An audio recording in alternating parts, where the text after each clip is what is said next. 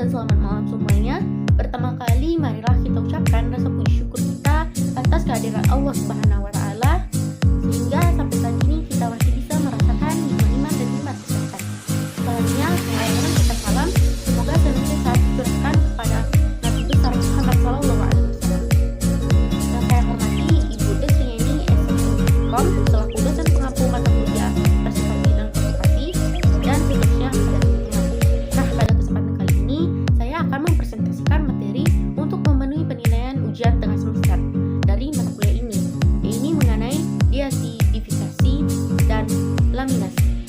Sebelumnya perkenalkan, nama saya Elisa Ramadhani dari 213403 berasal dari program studi Perpustakaan dan Ilmu Informasi Universitas Indonesia. Baik, kita membahas mengenai apa itu deasidifikasi. Deasidifikasi merupakan suatu kegiatan yang dilakukan oleh seseorang yang memiliki keahlian dalam bidangnya untuk pelestarian bahan pustaka dengan cara menghentikan proses keasaman yang terdapat pada kertas. Nah, tujuannya untuk mengawetkan kertas karena dalam proses pembuatan kertas banyak memakai zat kimia yang menyebabkan kertas tidak tahan dalam jangka waktu yang lama apabila kertas tersebut bersentuhan dengan zat lain seperti debu. Selain itu, umumnya proses deasidifikasi ini juga bertujuan untuk mengurangi atau menghilangkan rasa dan bau yang tidak memiliki energi oleh minyak oleh senyawa-senyawa seperti molekul rendah, senyawa-senyawa aldehid, keton, dan senyawa yang mempunyai volatilitas yang tinggi. Kadar senyawa-senyawa tersebut masih cukup kecil tetapi sudah cukup untuk memberikan rasa dan bau yang tidak enak. Kadarnya antara 0,01% sampai 0,1%. Baik, selanjutnya saya akan menjelaskan terkait cara melakukan pembacaan deasidifikasi. Sebelum itu, kita terlebih dahulu harus mengukur tingkat keasaman pada kertas. Apakah pH-nya di atas 7 atau di bawah 7? Jika pH-nya di atas 7 berarti dapat kita katakan kertas tersebut normal. Namun apabila pH-nya di bawah 7, maka kertas tersebut berada di tingkat keasaman. Mengukur tingkat keasaman pada kertas disebut dengan pH meter. Namun seiring perkembangan zaman, pH meter memiliki dua jenis, yaitu pH meter kertas pH dan speedo pH. Nah, apa itu pH meter? pH meter merupakan alat yang digunakan dalam mengukur pH keasaman atau basa pada sebuah cairan, atau bisa melalui pengujian khusus.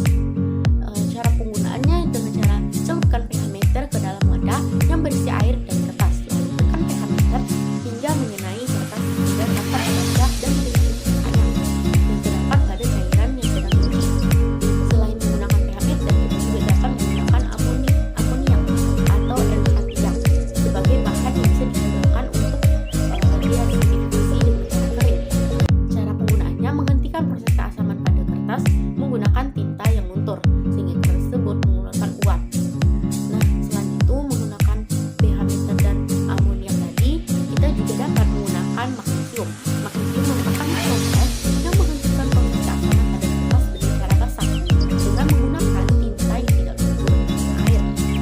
Magnesium ini memiliki tiga bentuk, yaitu magnesium logam, magnesium tinta, dan magnesium serbuk.